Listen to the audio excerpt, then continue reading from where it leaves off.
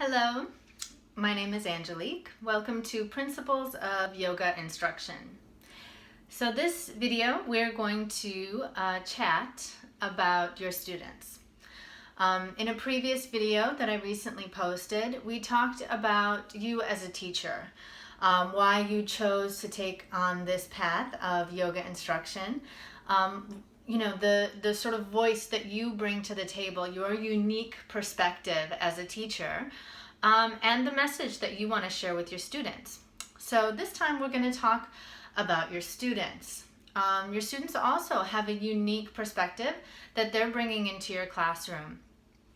Each student is coming to class with an idea in mind about what they're aiming to receive from their practice. What sort of benefits they're seeking.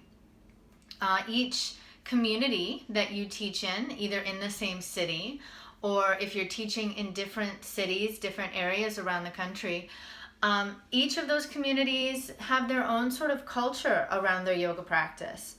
I started teaching in Chicago, and after about 4 years I moved to Miami and taught there for about 5 years, and then spent almost 2 years teaching in Philadelphia.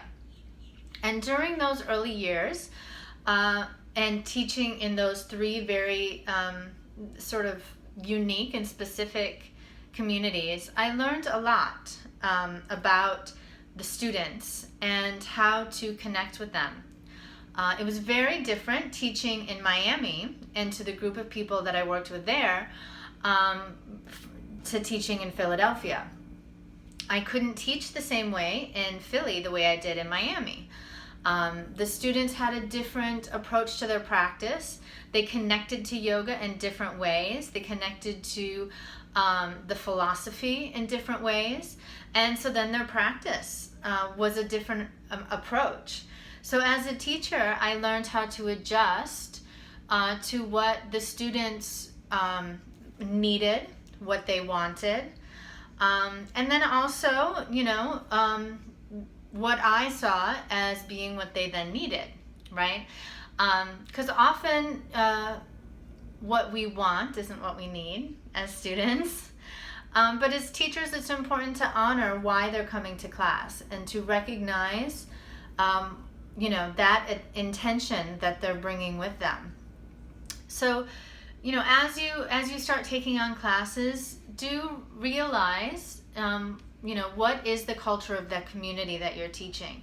If you're teaching in gyms and a lot of your students are coming to you with the intention of physical fitness and the physical workout of the practice or the benefits it gives to their other workouts, right, supporting their other activities, honor that and recognize that that's something that they're there for. You're going to be teaching, that group in the gym differently than you might teach a class at a yoga studio that has a strong focus on meditation or breathing exercises.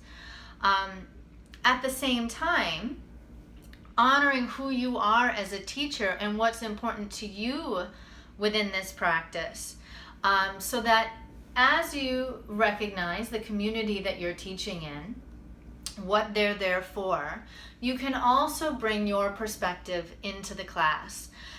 You can give some breath and meditation to that group in the gym.